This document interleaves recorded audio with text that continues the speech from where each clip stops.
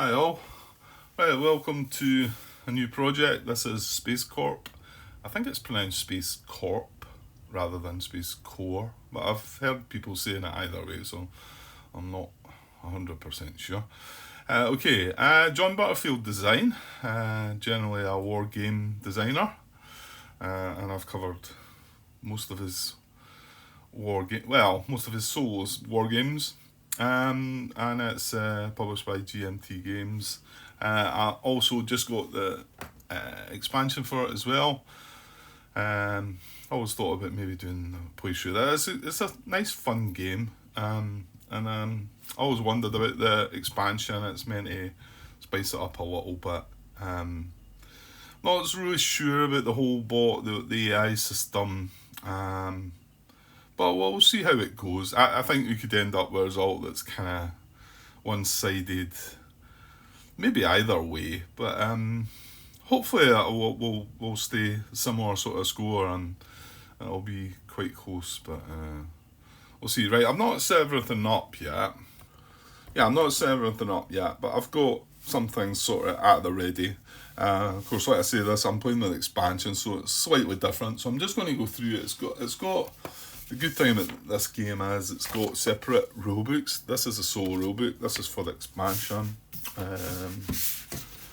and this is for the main game. But again, it's a solo rulebook. You don't need to look at the multiplayer rulebook. However, I did have to look at one thing which I don't think is explained in any of this, and that was the expansion brings in the use of a time card. And I didn't really know how this worked because it's not used in the solo. Sorry, we're getting glare from somewhere there. It's not used in the normal base solo game, but you get and in fact I think I'm going to be using this because of the company that I'm starting with. Anyway, so you've got, like I said, great. You only need to look at this rule book. So I've got that, it goes through the setup for when you're using the expansion here. So I'm just going to go through this, and it might help some people. It's straightforward, really. I probably don't need to go through this, but I'll do it anyway. I found myself saying that recently, that I'm not going to teach in the game and whatever, and then I end up, there's an hour going by and I've explained everything. I've done that in the last one, Actress Magistas. So I've got kind of all the cards set up there. The tokens are over there just now, and I'll set them up. So it's played over 3 eras, this game.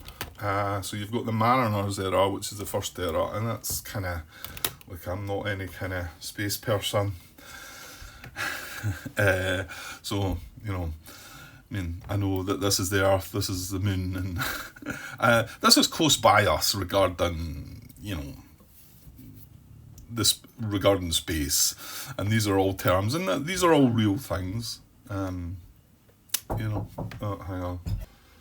Right, sorry, disrupted there again. So not sure what I was on about. Like I say, I think this is accurate. It's it's real planets and things, Mars and whatever. Anyway, that's the first era is Mariners, and then the second era is Planeteers. Now, where's the other map? This obviously a map for each one. Alright, there's the Planeteers one. So then we move on to Planeteers, so it's a different map, and that gets further away, basically. I don't know what the terms are, but and then finally the third era is even further away, and that is Starfarers. That's on the other side of this. So they're the 3 different eras you go through. The map on the back of this is used once we move into the second era, and it's used for. You'll see what it's used for come the time. Okay, so like I say, that's the Earth, that's the Moon, that's our solar system, and there's Mars and whatever, and then it stretches out Jupiter and all the different planets come in the next map. Right, so this is the main rulebook. So just to give you a brief idea of what's happening, It says, in Solo SpaceCorp, you and your competitors control Earth-based enterprises driving the expansion of humanity into the solar system and beyond. Your competitors are represented by a solar system controlling your aggregate competition. You and the competition race to conduct missions of exploration, construction and settlement, seeking wealth through discovery, resource production, technological development and establishment of settlements. So then it tells you about what I've just said, I suppose. You and the competition explore and develop outer space over 3 eras. Each of the 3 eras is played on a different board. First era, Mariners, covers exploration and development as far out as Mars. Planeteers, you and the competition settle the outer solar system. And Starfarers, you and the competition send missions to nearby star systems and establish interstellar colonies. Full game covering all 3 eras represents approximately 300 years of human expansion into the cosmos. At the end of the Starfarers era, you win the game if you have more profit than the competition. The game is inspired by SpaceCorp, the first book in the Galactic series written by Edgener Fulsing. I'm sure that's wrong. Anyway, there's a brief explanation. There's the symbols that signify what era you're in. That's a Mariner symbol, that's the Planeteers, and that's the Starfarers. Right, that was the main solar book, so it was just to get that out of the way.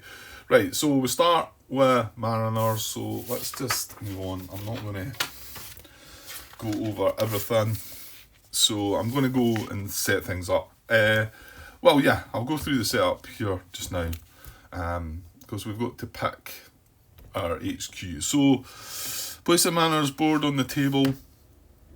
Place the business display next to the board with the 1 to 2 player side face up. That is here. It's showing 1 to 2 players there. That's this board here. I'm going to push them right up the top, I think. There's once you move into the second and third era, you've got an extra map on this as well, so it takes up quite a bit of space. Right, contracts. Place 7 orange contract fulfill markers.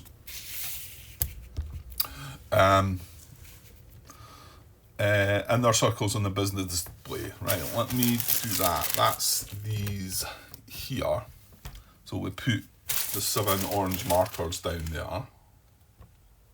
Right, there we go. There's all 7.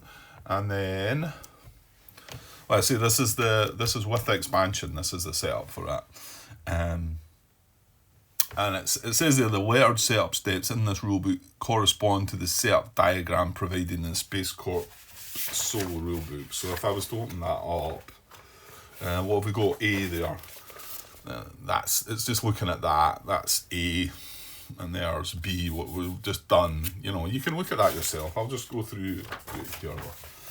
So and then select an 8th contract for the era as follows. See illustration on page 5. It's page 5 of this book.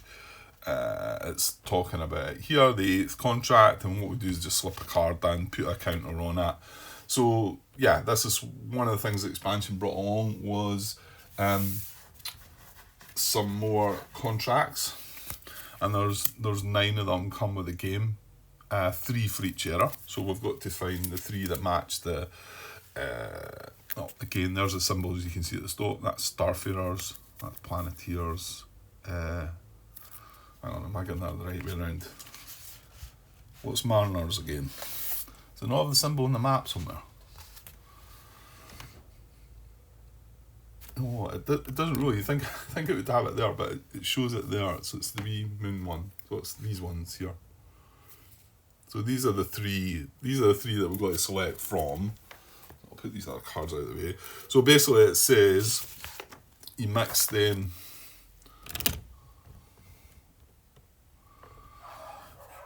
Mix the 3 SpaceCorp Ventures contract cards for the Mariners era and draw 1 at random. Right, okay, so I've mixed these about. We're going to draw this one, and the other ones can just go away. So this gets flipped face up, and this is an extra contract, and you can see there's a this is a 1 to 4 player side, or you would, if you were playing 2 to 4 players, you would have that. So quite sure what 1 to 4. Well, yeah, you need this for playing 1 player. I guess if you're playing more than 1, you could use either one. Then would that be right? So anyway, what happens is this slips under here, and we just use the bit on the bottom. This is Mariner's contract. And we put the extra, you get an extra one of these in the expansion as well, obviously. And that goes in there. So that's an 8th contract. And these just need, so I'll just put it at the side there, I think, so it's kind of covering it up. These give you goals to complete, and then the rewards are down the right hand side. The T is meant to be $1 trillion, I think. Trillions of dollars, so this is $2 trillion. But I mean, it's profit. It's to profit. It's your score. It's your score. That's how you win the game. So there, for instance, if you're the first to complete a base on Mars, this would move along to here, and you would collect three profit. Okay. If this doesn't get completed in the first era, it gets left there, and then the second era, we move on to there, and then if you complete that one in that era, it actually moves along and you score that and that. So anyway, this is an extra one. Okay, so and then I'm gonna have to come back a bit because we're gonna need the map. We then so we've done that. Tuck the card underneath with the 1 to 4 player side. Place the 8th contract fulfill mark on the left edge of the card. Right, done that. So discovery tiles. So we shuffle the 6 E1 discovery tiles over here. Yeah. Right, so there's 6 E1 discovery tiles. So we shuffle them face down the stack, and then do the same for the 3 E2 tiles. So there's the 6 E1s, and there's the 3 E2s face down. Okay. Beyond marker place. The first beyond marker on the board, that's that at the asteroid belt site. The second beyond marker is not used in the solo game, keep it in the box, so that means that goes away there. Now, it's quite beneficial to grab that, because if the competition grabs that, they start the next era, they get 3 turns before you even get a shot, and this one, and then I think the second era it gets even something better than that. And it's we get some benefit to going into the second era if we grab that as well. Well, not only the fact that they don't get 3 turns without you before you get to take a turn, you get something. I think you get to place a base, place a team on a planet or something. Anyway, it's worthwhile going for, and it's obviously it's the furthest away from where we start. So, yeah, okay. Yeah, this is awkward where I am here. Hang on. Well, move things a little bit here. It is like a bit of a table hog. It's not so much. Yeah, that's when you try to record, and I've got the tripod. That's a problem. It's fine if I wasn't doing any recording. There'd be plenty of space. Okay, so we've done that. Right, HQ. So this is new, obviously, to the ventures bit, because you've got 10 different HQs that you can select from, right? So return the basic SpaceCorp HQ to the box. They are not used when playing SpaceCorp Ventures. Like I say, you've got 10. So select one of the player HQs from among the 10 SpaceCorp Ventures HQ available for 1 player. And this is the one I randomly chose. I rolled the dice earlier and I got an 8, and this is the one that was 8th in the line. And this is for 1 player. It's Polaris GCI. Now there's some differences to the base game. Obviously, this is highlighted in yellow, so this is a special ability, if you like, and it gets these things. It also looks like, to me, this is what this looks like, that we start with this time card in the first era, not in the second era, but in the third era we get it as well. And I had to go and look up the multiplayer rulebook to find out what that had done. That was the only thing that I don't think that's in the solo book, because you never use it unless it's mentioned in the ventures. See, it mentions it there, but it doesn't describe what the time card does. I mean, okay, it tells you on the card what it does, but I wasn't sure how to use it. And you actually you play the time card at the same time as you use a card as well. That's the gist I got of it anyway. And it allows you to double the strength of the card or something like that. We'll get to that. Okay, so this is the one that I picked, Polaris GCI, and then it says, so whenever you when you picked one from among the 4 competition HQ, there's only 4 different competition HQs, you select the one recommended for use against your HQ. Optionally, you may select any one. Well, I chose to select the one that was linked to this. And you can see here it's recommended against Discover Prime, Polaris GCI, which is the one we are, and New Nomads. So this is the competition, and it's got a couple of things that it'll do. And this is its offers action key, which is different to the one on the main board. This is what you would normally have used in the past in the base game, but we ignore that. And we use that for the first era, that for the second era, and that for the third. This is how it starts. It starts with a competition team on contract 6. We'll get around to that. So, okay, so that's our competition that we're using, and that's our company HQ. So what's next?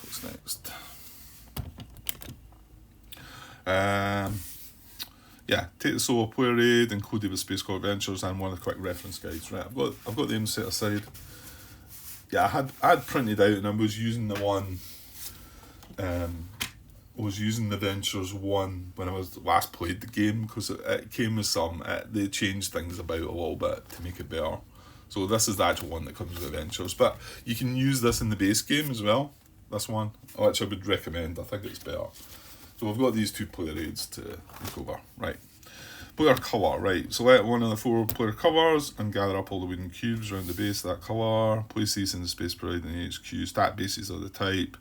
VHQ indicates that you do not receive certain bases. Place those bases back in the box. Right. I'm going to select. I'm a yellow player when it comes to colours, so I'm going to select yellow.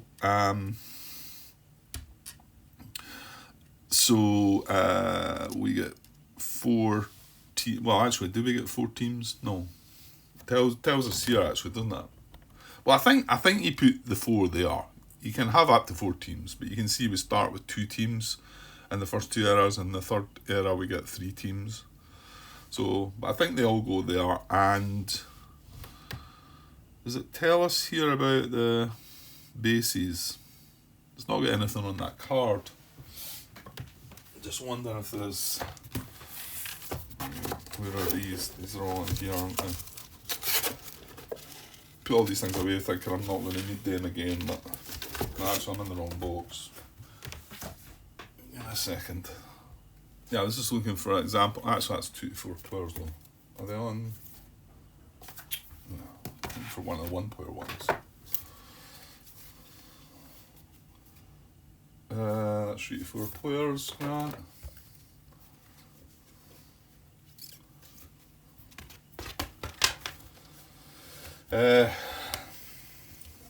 Right, there's one that's different. Yeah, see that says you only allowed one of that base and one of that base. You only get 1 refinery and 1 secure base, whereas ours is not got any of that. And another example was that one there, where it says you don't get any biolabs, which is pretty brutal actually. I can remember the biolab one being pretty decent, to be honest. Anyway, that's the difference there.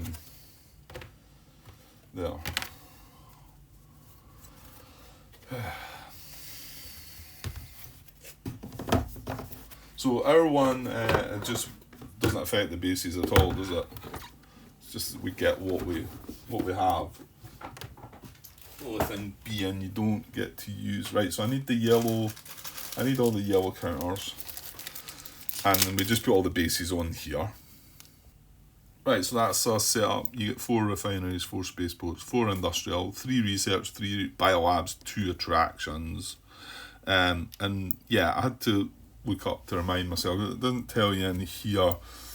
But when playing the Mariners era, you set aside the secure, exploiter, and shield factories. So that is these. Secure, that would be that one, the shield factory and the exploiter. Oops, the exploiter. So I'll set them aside, and we'll get them when we move into the next era, I think. Okay, right, what's next? Player teams, stretch it up a bit. Yeah, you can glare coming in from all sides. Right, so player teams, take the number of your teams indicated for the manors there on the HQ and place them on the board at the Earth site. So you can see it's giving us 2 teams there. So we get 2 of our teams, and we start on our base there on Earth. Right, and then place other teams on your HQ. Yeah, so I've got the other 2 teams there, and they might be able to be brought into use. I don't think the first era, probably not. This is if a different competition is... Oh, that is the one we're playing with. Right, sorry. So this is the actual competition, DP Roberts Limited.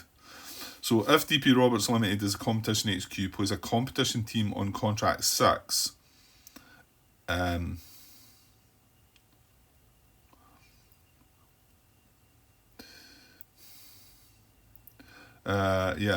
if SpaceCorp is so it's contract 6. Basically, they get the rest of the colours.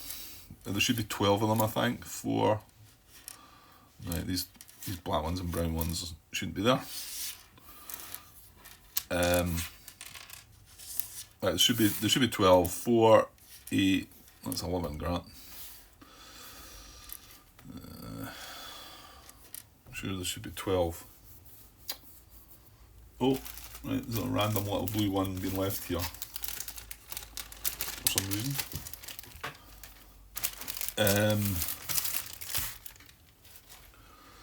There we go. Right, so basically these all go and here. So they just have all the other colours, but they do need to represent what bases is colour, one of the colours for bases. I mean, you could have, I suppose if you had some cubes that were all the same colour, you could put them all, 12 of them in that bit, which probably is not a bad idea actually. And then I'm going to use the purple for the bases, but I'll get to that in a sec. So anyway, it says if Dr. Roberts is in play, and it tells you on here that Mariners set up adjustment, place a competition team on contract 6. So it means they get a start there. So I'll use one of the purple cubes. Oh, and that goes in contract 6. Contract 6 is there, which is the one that says cards and 3 infra slots, and that's basically because they can't achieve.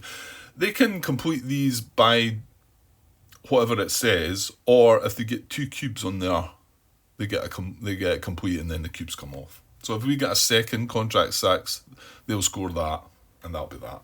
So that's them getting a slight advantage at the start. Normally in the base game this wouldn't be, but this is because they're playing this competition team. Right, so that's that. We're teams. Yeah, competition colours. So place all 12 cubes. That's the bit I was looking for. It was on the next page. Belonging to the 3 unused in the competition box on the board. I've done that. There's obviously now only 11 because one's been used for that contract. Take all bases belonging to any one of those colours. Yellow is stellar security. Well, we're not playing with stellar security, so I'm playing with the yellow. They're playing with the purple. We've got to set aside the secure, exploiter and shield factory bases.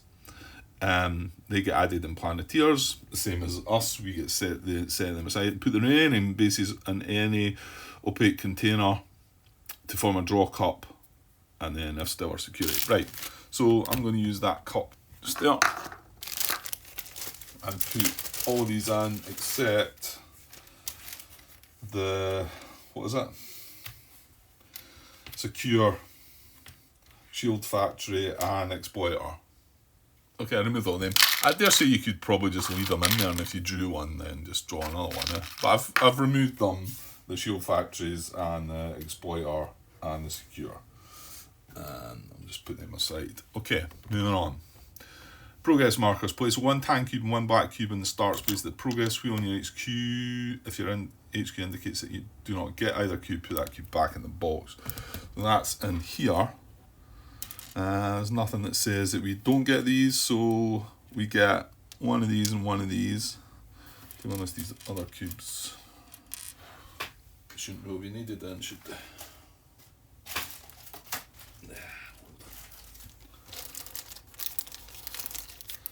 Yeah, I'll just put them back in the wee bag just now. Yeah, because the competition doesn't use them. Okay. Profit, stack your white colour profit marker along with the one matching competition based on the zero space, unless I'm playing with the one right, it's up here, yeah. I'm all the way up here. So we're the yellow one and they're the purple.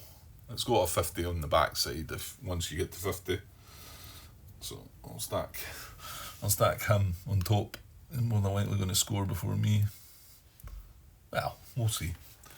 So that just goes round the track once you score points. Right, and then now we want the cards. So we have to grab the Mariner's deck and we remove the 12 cards marked start. We shuffle them and place them face down. Do not add any time cards to the Mariner's deck. For your starting hand, take the cards indicated for the Mariner's era on your HQ. This may include randomly drawn Mariner's era start cards, the SpaceCorp Ventures Solo time card, which is I think what we get, or no cards at all. And then shuffle the remaining Mariner's deck, set it face down next to the board to form your era deck, draw a pile, place the remaining Mariner's start cards face down atop the era. This is the deck you will use for the Mariner's era. Okay, so this is the Mariner's cards, and you can see they've all got the symbol on them there. I've separated these already. So these are the start cards. It says start down in the bottom right. It's also slightly darker there compared to a non-start card. You can see it's dark in the corner there, and that's just not shaded in, whatever. So we take these 12 start cards, and what do we do again? Are we just shuffling these up? Yeah, because we're not taking any cards. Like I say, what we are getting, I'm guessing this is what this means, that we get this time card. And like I say, the time card, what it says on it is, when taking a move, explore, build action, choose one. Double the action's total value, or use the total value twice, once for each of two teams. Yeah, and it's got the colour. So move, build, or explore. So I think we get this in our hand. However, we don't get any other cards. I dare say it would say if you get some start cards maybe in your hand. So I've shuffled all these 12 up, and I'd shuffled all these before as well. So and I shuffle the rest of the deck, and we shuffle these separately and basically put the 12 start cards back on top. Okay, so there's the main part of the deck, and then I've got the 12 start cards. Well, that's the one they don't want you starting off with. One you gently start into things, or make sure you're getting cards that probably get you going, whatever.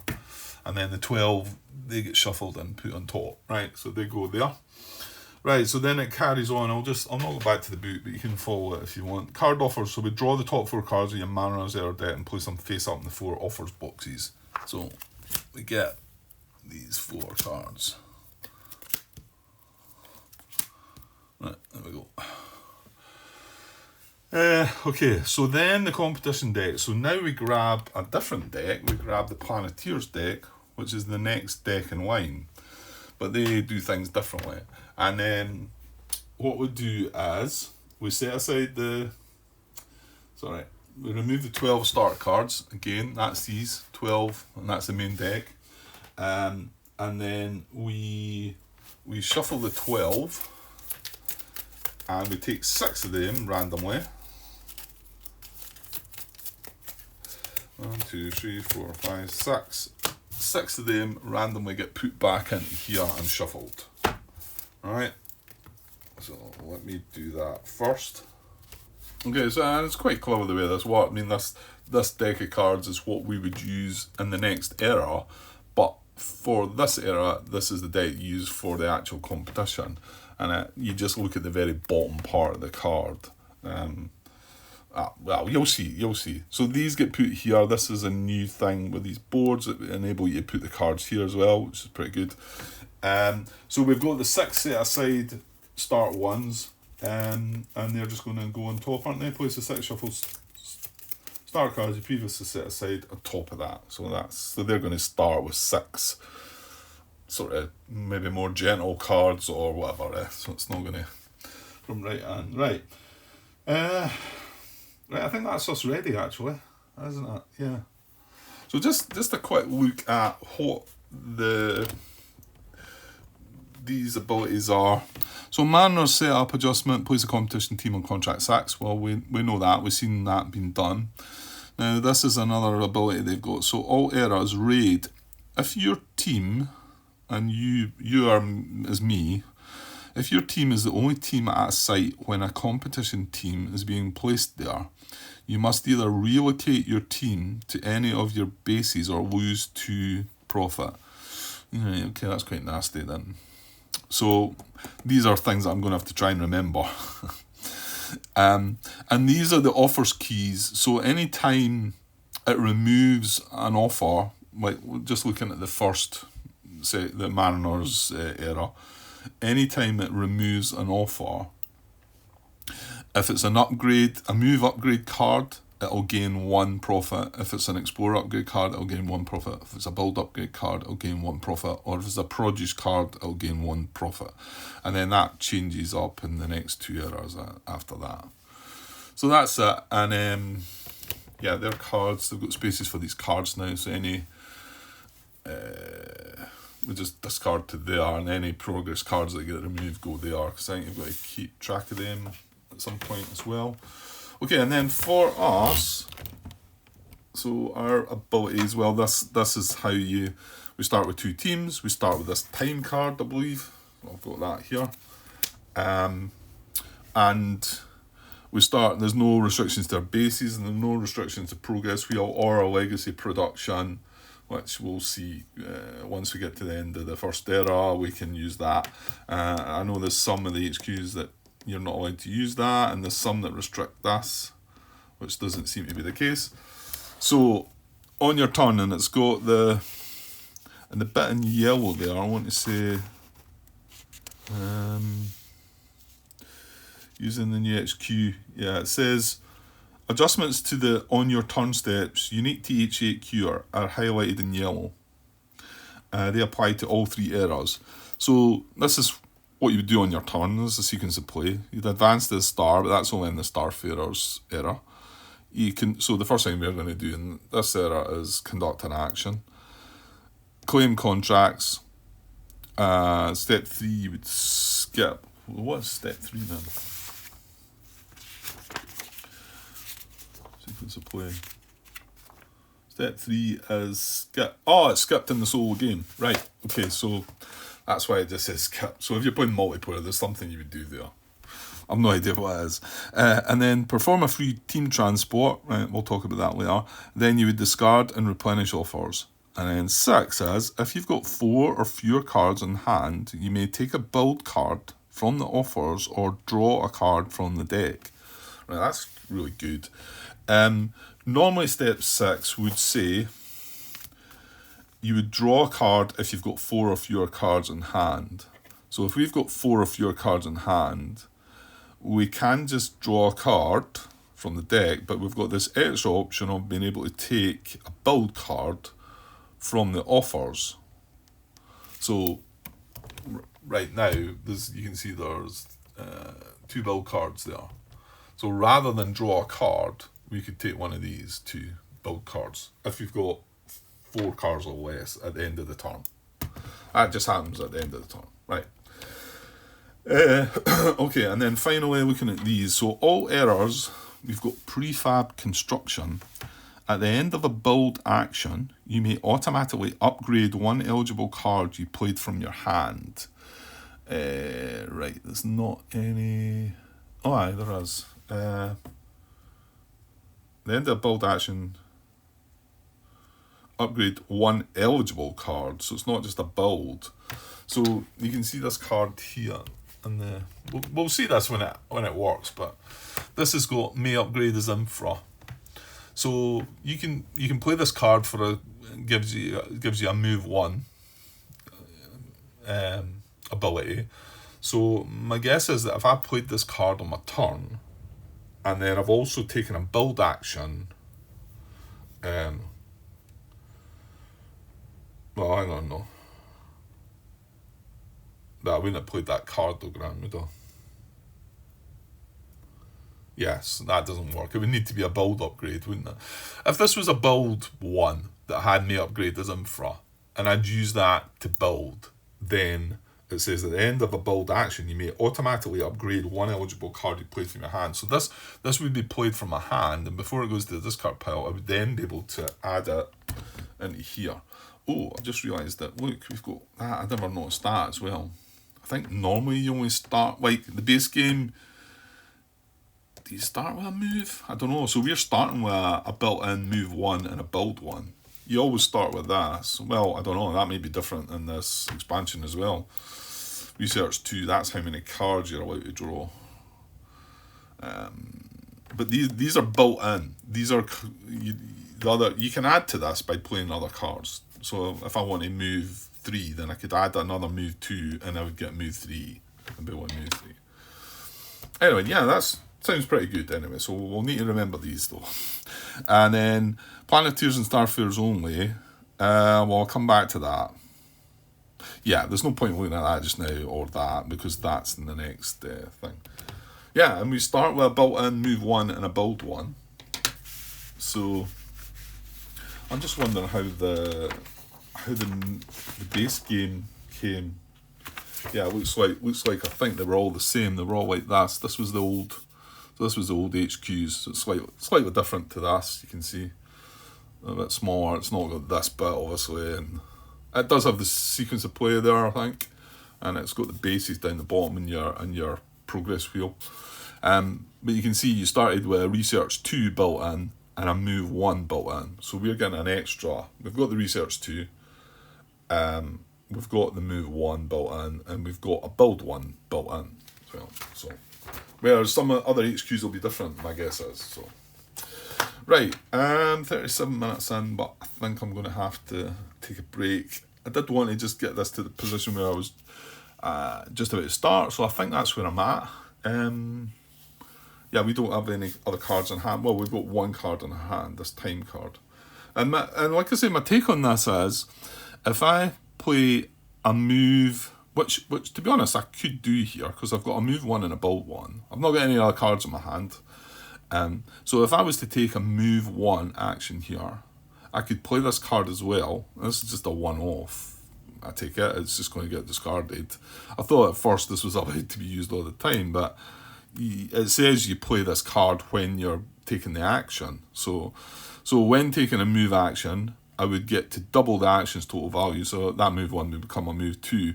Or I could use the total value twice. So I could use move 1 twice, and I could use it on both, one of each. I've got 2 teams there, so I can move one of them 1 and then move the other one 1. That's not going to get me anywhere, but it's not even going to get me to take off, is it? Because we've got +2 gravity around the Earth. I'll go over that when we start moving about. I'll just explain it. I'm not going to try and explain how you move about and how you do things. I just want to play the game, and you can see it as I'm playing it. So yeah, okay, so that's just ready to start, and I think the competition always goes first, doesn't it? All systems go for once. Competition begins the game by taking the first turn. Okay, and I think we're setting up, got the cards set up, got that. Yeah, we'll probably need these player cards over this side, I think. Yeah, and we're good to go. And I've got the other cards set aside for later on, for the next era and whatever. But going in the next era, like I say, this board becomes a different board. You'll see it once we flip it over. And then we've got another map, so we've got 2 of these boards and everything else here as well. So I'll probably, I don't know how I'll move that about. I'll adjust it somehow. Okay, I will just go and pause just now, because that's only 40 minutes, and should get a couple of turns. The turns go really quick. Yeah, I know it's me that's playing, so they will go slightly slower.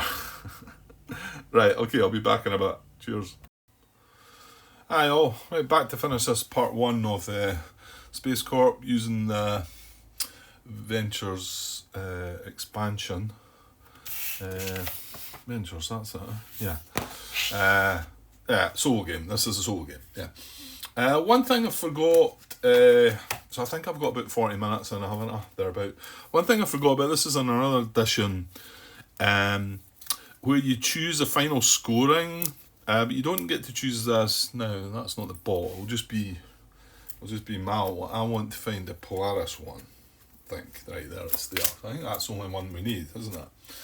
So we don't. It's not relevant at the moment, but you get a choice. This is the normal profit scoring that you would get, and I think this is what is in the base game, where you score. For colonies, and this is at the end of the game, like I say. But we've got to use this card when the second Starfarer's contract is fulfilled. Obviously I'm not involved in this until Starfarers comes in, and then when the second contract becomes fulfilled, we select the standard, which is this side, or the alternative, which is the other side method on the card, and place it next to your HQ chosen side up, and then you can't change it after that. So if we're going to go for a lot of colonies, we'll probably pick this. If we're not, this one says you gain 1 profit for each different type of base you have on the Starfarer's board. If you have all 9 types on the Starfarer's board, gain an additional 4 profit. Our modular low-G construction system and expertise lets us quickly change the base we have to the base we need. Adaptability wins the stars. Yeah, it's all about bases and building this company, obviously, this HQ. So just to sort of pick a different one, there's just one I've picked, GravTech. You can see that one says alternative final profit, gain 4 profit for each colony you have on the Starfarer's board that is in a region with multiple stars or an anomaly. So it's involving colonies as well, but that one's always the same for everybody, I think. Yeah, that's exactly the same there, isn't it? So it gives you an alternative way of scoring at the end, because admittedly, yeah, colonies can be tough to maybe get, and maybe you don't want to. Where you do score quite a lot of points if you're going for the colonies, that's another way of just scoring and not having to worry about the colonies. So, yeah, it's just I forgot to speak about that, but hopefully we'll remember to do that. Okay, we're good to go, aren't we? It's actually I've changed things about here. Well, you'll see I've got my board there and his board over there. It's giving me more space here to move the. And also I'm going to have some cards, like this is my hand, if you like. I might keep it there, mate. I might keep them there, but... Well, to be honest, I can keep them here. It's just a bit more space. Now, when the other board kicks in, when we move into the next era... Well, I think I could probably put the other board over there, actually, and I'll just move that lamp along a little bit. So, yeah, I think that would work. Just gives me a little more space down below. Okay, let's go. Let's start with the competition. So we just draw the top card of this and see what it does. Right, I'll bring that down here and we'll have a look. So there's a card, and all we're looking at in these cards is what's down the bottom. So our LP5. That is. That's all we're looking at, nothing else. So what that tells us is we're going to do. These two. This is what you need. This play read here tells you about all the actions that the AI will do, the competition will do, and there's some things on the other side, and this is the edge effects that come into it. I know I've not talked about some of these things, but when they come up, we'll just deal with them, right? So this is a site action.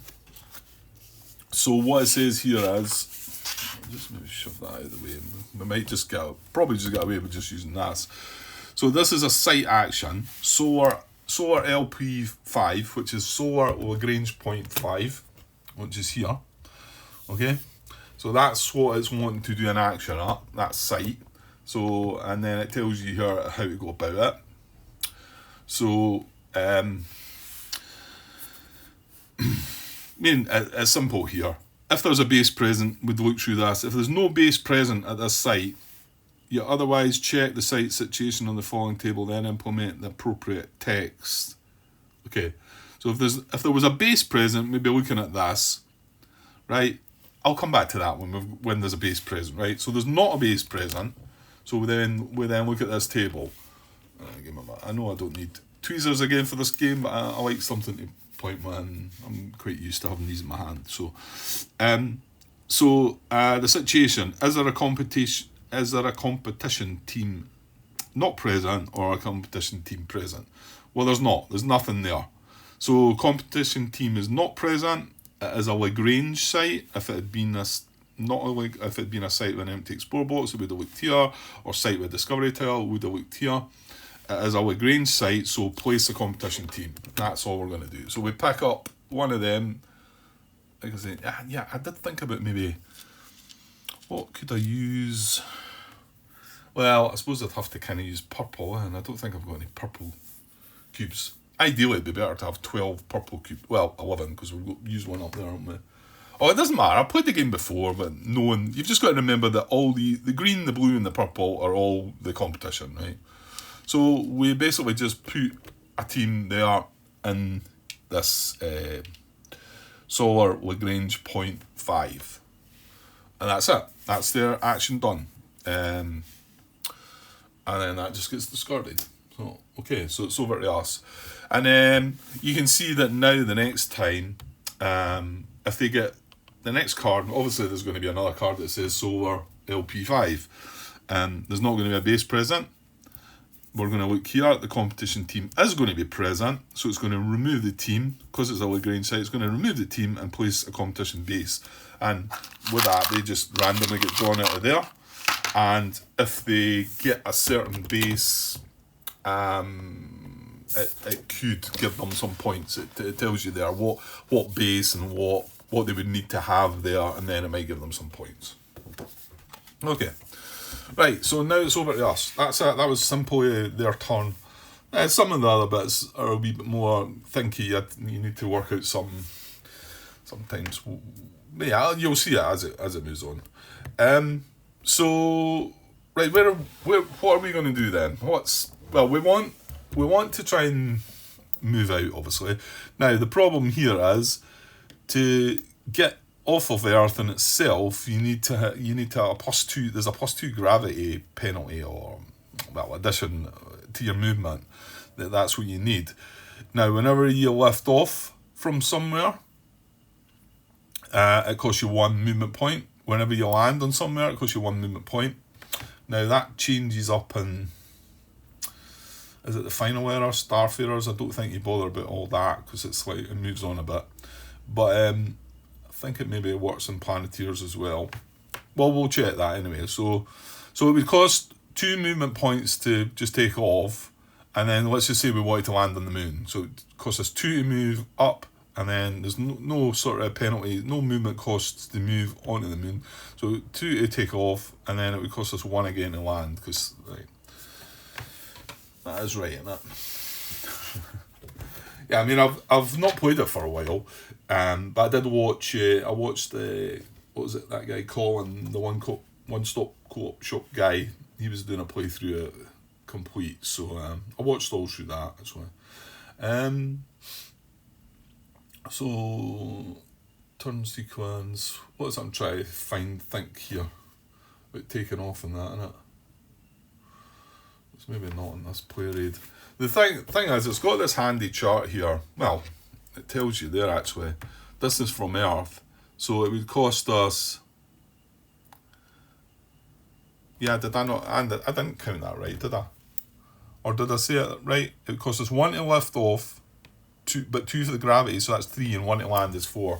So there, it tells you there the distance from Earth. So if we want to go to the moon or any of the lunar Lagrange points, it would cost us 4. That can't be right. Well, surely. Oh, sorry. Yeah, the lunar Lagrange points are here and here. Yeah, sorry, I'm looking at, these are the solar Lagrange points. But you can see that's number 1 here. If I want to go across and land on this, it's going to cost me 1 to lift off, 2 for the gravity is 3, 1 to cross into that area is 4, and then 1 to land is 5. And that tells you there. Solar Lagrange points, it cost us 5. So that's the amount of movement that we need. So really, going for the moon's pretty decent, because you want to prioritise the ones that have got to explore the discovery tiles, because if we we land on there, we get the chance to then explore it. If we've got a team on there, we get a chance to explore it, and we get to draw one of these, and hopefully something good might come of it. Maybe some of the airborne ones aren't brilliant, but anyway. But even to just simply go to the moon, it's going to cost us 4 movement points, right? So we've got 1 movement point. That's all we've got. This is built in there. We've no card, no hand. Well, actually, we've got 2, because we could use this on with that to give us 2 movement. But that's still not doing anything.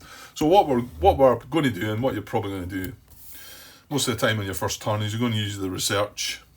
This is built in here. This is your infra. This is all built in as well. So our research is 2. Now, if we had cards in our hand that had said research on it, we could, let's just say we had a card with research 1 and a card with research 2. We could play the 2 cards and that and get a research cost at 5. And research just lets you, and it shows you all the actions on that. So it says you must have 7 or fewer cards in hand. You draw cards equal to your research value, 1 at a time, from the offers or the top of the era deck.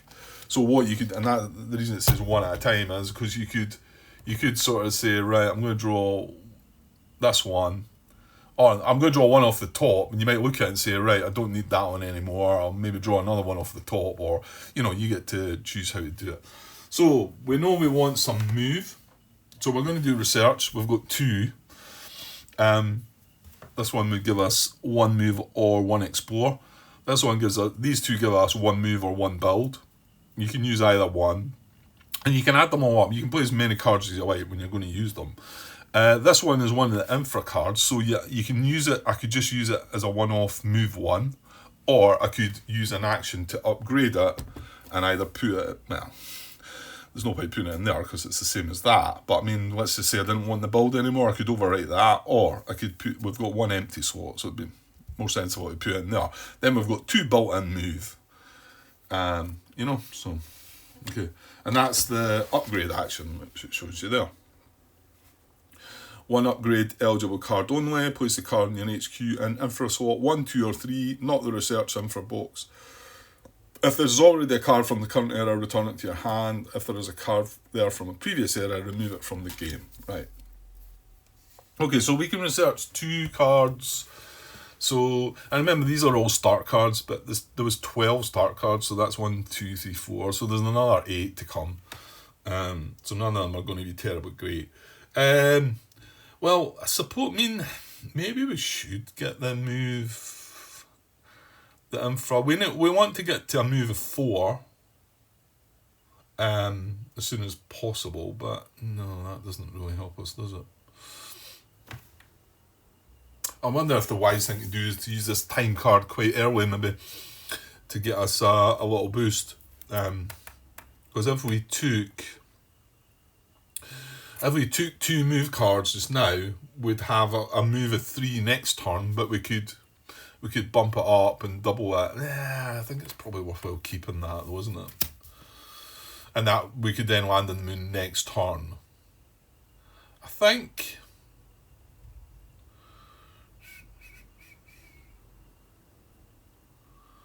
Yeah, but I don't want to waste a turn putting this down as an upgrade.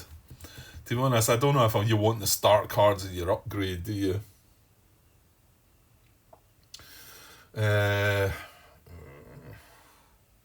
Okay, I think what I'm going to do is just grab these 2 cards, 2 cargo pods, which are going to give us move 1 or build. Oh, and I forgot. Yeah, almost. Now, is there a better way of doing it then? Yeah, because I forgot at the end of your turn, remember. Oh, we've got some special ability though as well. Oh, stop a minute. Yeah, forgot about our special ability already. That's a text in yellow. Now, that says, normally the base game at the end of your turn, if you've got 4 or fewer cards in your hand, you get to draw a card from the top of the deck. So we can still do that. It's got that built in. It does say that you can draw a card from the deck, and it's the same if 4 or fewer cards. However, it says you may take a build card from the offers or draw a card from the deck. Well, we're not really wanting build just now, but we're wanting move, and these are build cards, but they're also move cards. So what I'm going to actually do is, well, it doesn't really matter. It might be better just leaving that explore one there actually, because in case I want that. Because that the cost to explore like this is obviously just one. It's one explore, and then this is what you. This is where you. This is the build cost. It's build 2, and some of these can get added to and subtracted to. So yeah, I don't want to pick one of these. I want to pick. Yeah, I'm going to pick they 2 actually. Right, I'm going to put they 2. So they go in my hand. Right, that's me doing the research action, and that's me done my action. But at the end of my turn, if you have 4 of your cards in hand, draw the top card of the deck. But remembering our special ability, we may take a build card from the offers. And hold on, is that before the offers? No, it's not. So we're going to discard and replenish the offers first. So what happens if we then take a card? Does it get replenished right away?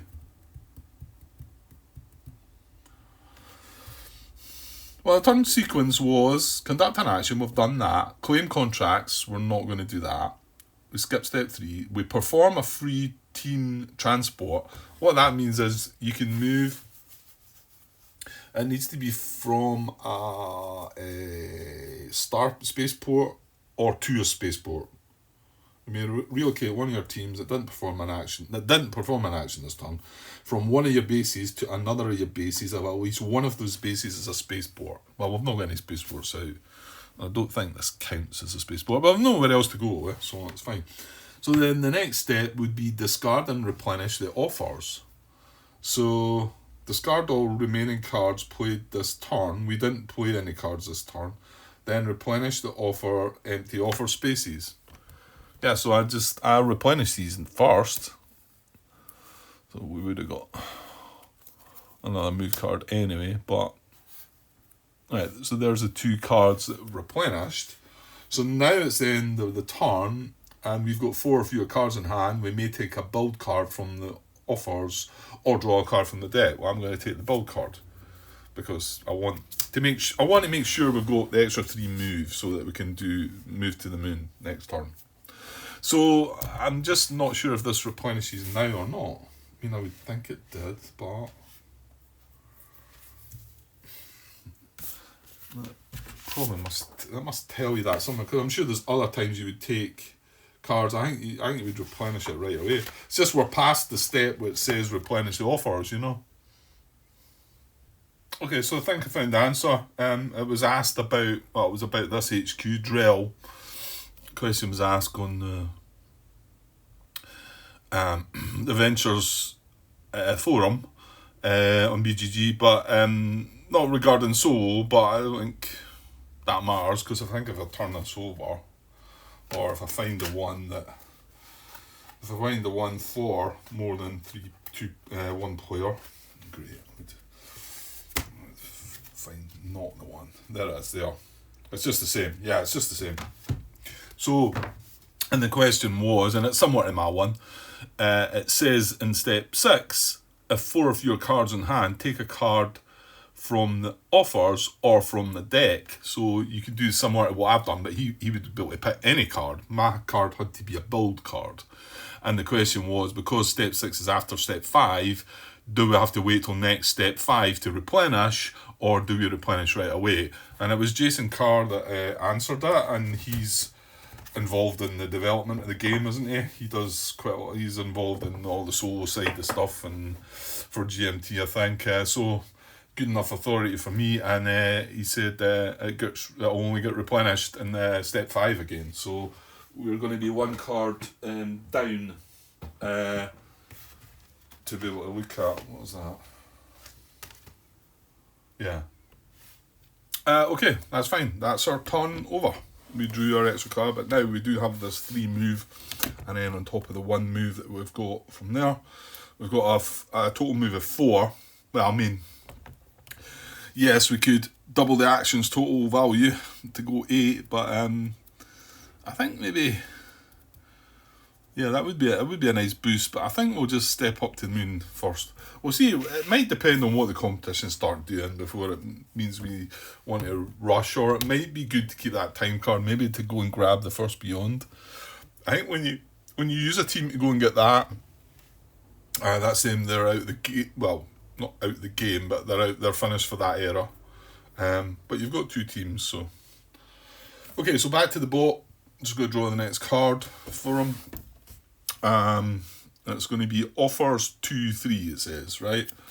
So offers 2-3. We look here, and this is not a site action, so this is an offers action. And it's just going to pinch a couple of the offers cards. So, so it says discard offer cards from all offer boxes matching the numbers in the action. Right, and so that was 2 and 3. It doesn't have anything beside it there. It just says offers 2-3. Sometimes if there's a little one of the symbols there, it'll determine what cards might give it points. So cards 2 and 3 are obviously going to be these two.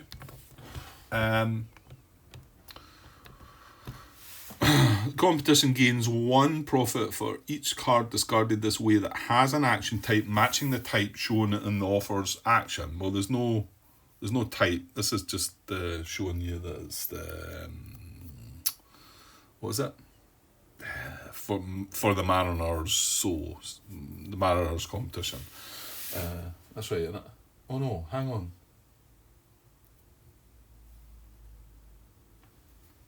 Oh yeah, no, that means that I think, yeah, because that's not on that card. That's me talking rubbish. I think that means that we would be using this. However, the Ventures doesn't use that.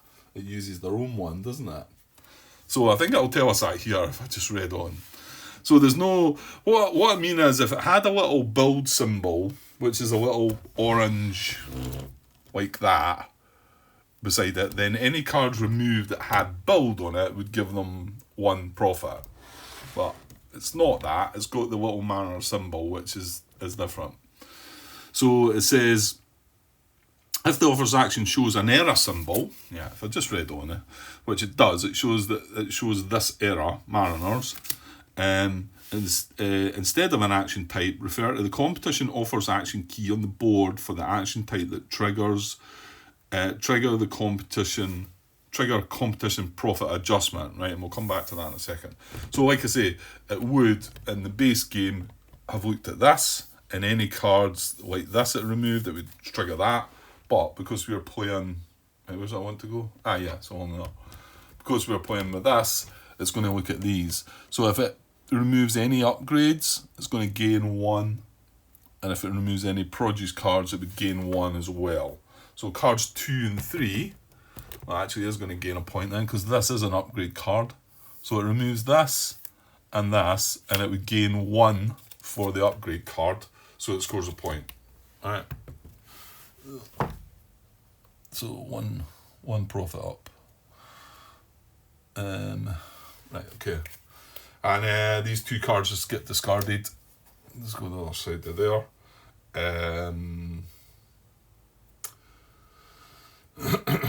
So that's that. Now here I'm at another dilemma then, because we've got, now it's wanting to replenish, but does it replenish the missing card that was there in offer 4? Replenish offer boxes 1 at a time. If an error card with an edge is drawn, implement the corresponding edge effect for the competition, see reverse. Then discard that card and draw another.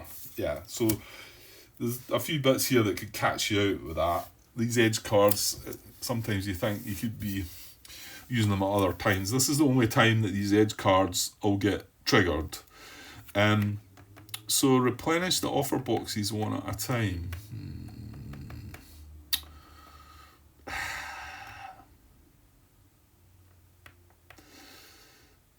I'm assuming this time we would replenish box 4, I think. I don't know. Because it only took 2 and 3.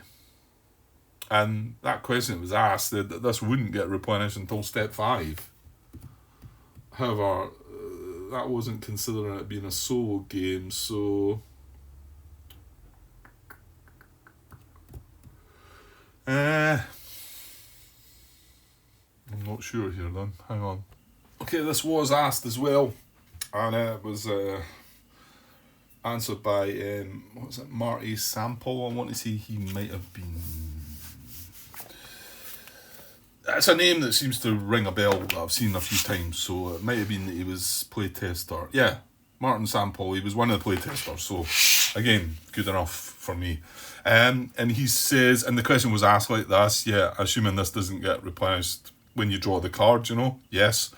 And then what about if the AI does an offers action? Do you just ignore this card slot? And the answer was yes. And then do you replenish this card slot? And the answer was yes. So we're going to replenish all 3 of these one at a time, right? So here we go, and we do them one at a time because if we get an edge card, we've got to stop. That's not an edge card. That's not an edge card. And that's not an edge card. Good. That's what we don't really want them coming up. So still start cards. I think we've got 2 there. We've got 4 here, 6. We've got 3 in our hand, 9. So I think there's still 3 more to come. That's the this competition done its thing. Discards that card. It scored a point. It's back to us. Right, let's get to the moon, and then what I had 40 minutes in here. Oh god. Right. Well, what's the best place for me to stop when it's my action? I think so.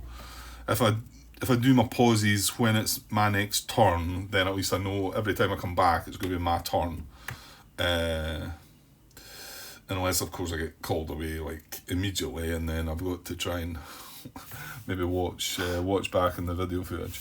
Okay, so maybe a bit of an odd spot to stop, but I did have 39 minutes already in, so this is over an hour now. I don't like my videos creeping, an hour's about right.